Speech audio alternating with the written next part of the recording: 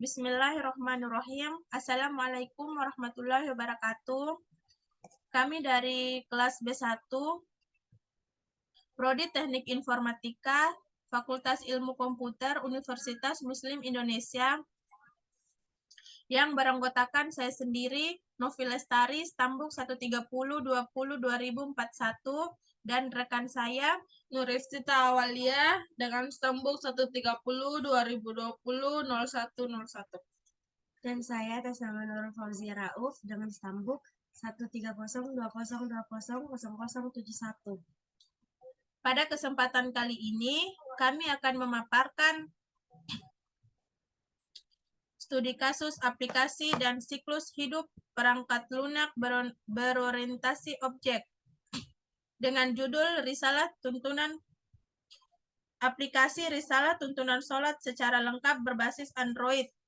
Dan materi pertama akan dipaparkan oleh Nur Iftita Awalia. Studi kasus Risalah Tuntunan Sholat secara lengkap.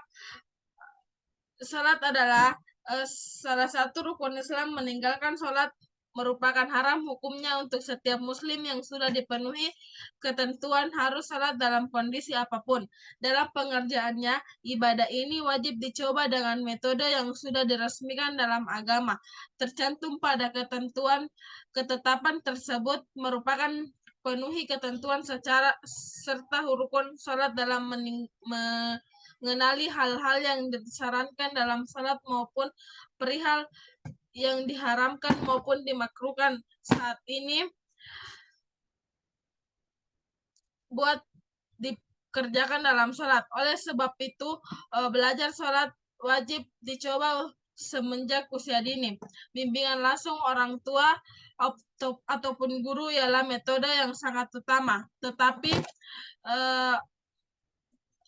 terdapat sebagian alternatif lain yang umum dipraktikkan dalam menekuni salat, antara lain dengan membaca buku.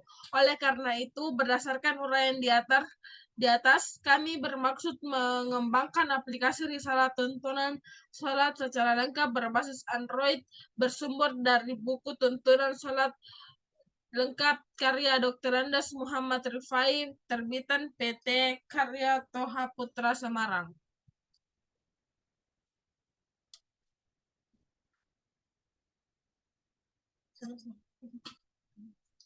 Selanjutnya akan dipaparkan oleh rekan saya Nurul Fauzia Rauf. Berikut merupakan tahapan SLDC. Yang pertama, conception, kedua, initiation, ketiga, analisis, keempat, desain, kelima, construction, keenam, testing, ketujuh, deployment. Penjelasan. 1.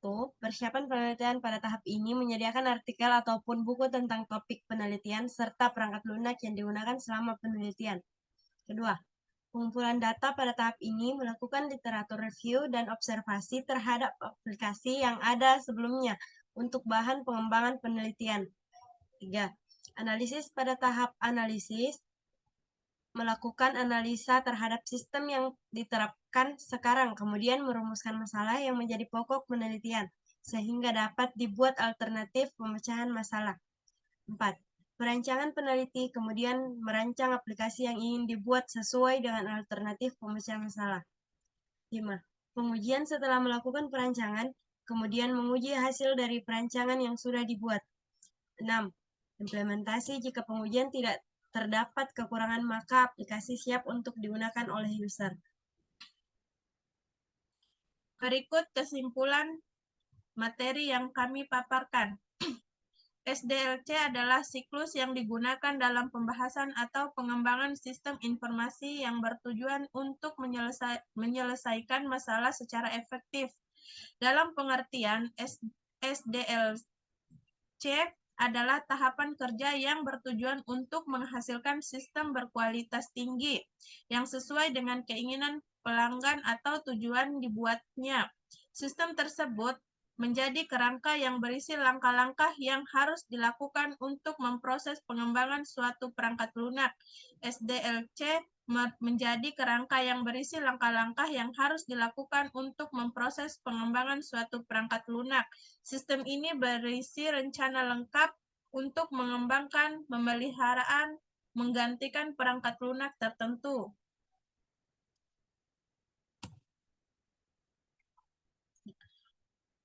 Baik, segitu saja materi yang kami paparkan. Lebih dan kurangnya kami mohon maaf. Wabillahi taufiq wal hidayah. Wassalamualaikum warahmatullahi wabarakatuh.